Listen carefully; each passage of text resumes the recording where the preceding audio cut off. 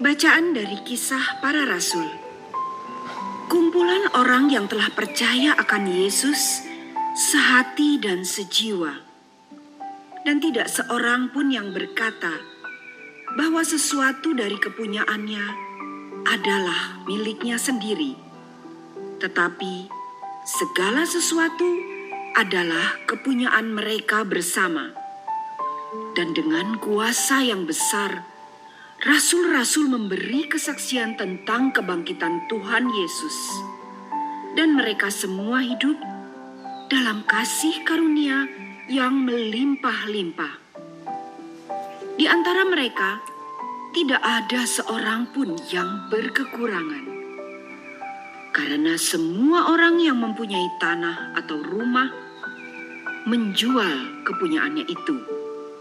Dan hasil penjualan itu, mereka bawa dan mereka letakkan di depan kaki rasul-rasul, lalu dibagi-bagikan kepada setiap orang sesuai dengan keperluannya.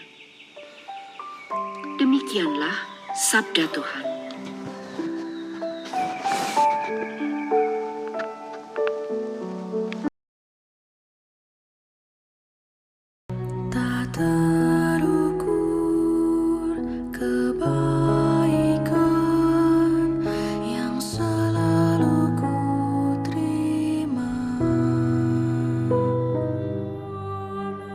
Bacaan dari surat pertama Rasul Yohanes.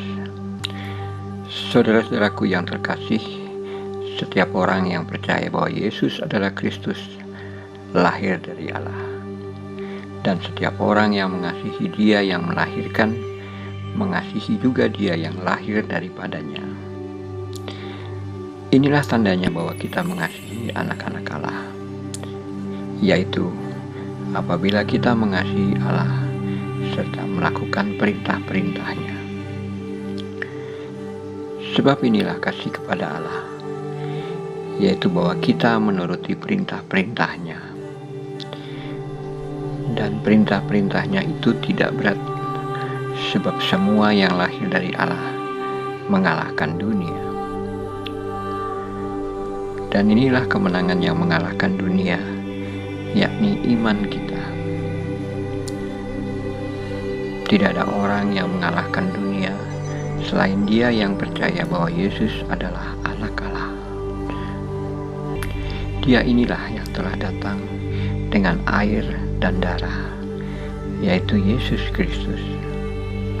Bukan saja dengan air, tetapi dengan air dan dengan darah.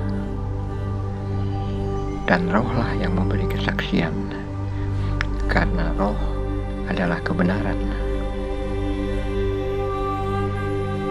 Demikianlah sabda Tuhan.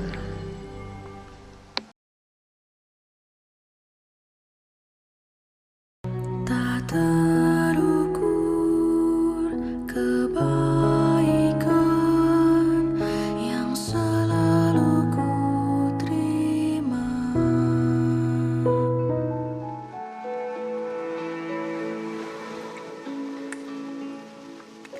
Inilah Injil suci menurut Yohanes. Setelah Yesus wafat di salib, pada malam pertama sesudah hari Sabat, berkumpullah murid-murid Yesus di suatu tempat dengan pintu-pintu yang terkunci, karena mereka takut kepada orang-orang Yahudi. Pada waktu itu, datanglah Yesus, berdiri di tengah-tengah mereka, dan berkata, "Damai sejahtera bagi kamu." Sesudah berkata demikian, Yesus menunjukkan tangan dan lambungnya kepada mereka. Murid-murid itu bersuka cita ketika mereka melihat Tuhan. Maka kata Yesus sekali lagi, "Damai sejahtera bagi kamu. Sama seperti Bapa mengutus aku, demikian juga sekarang aku mengutus kamu." Dan sesudah berkata demikian, Yesus mengembusi mereka dan berkata, "Terimalah Roh Kudus. Jikalau kamu mengampuni dosa orang, dosanya diampuni. Dan jikalau kamu menyatakan dosa orang tetap ada, dosanya tetap ada.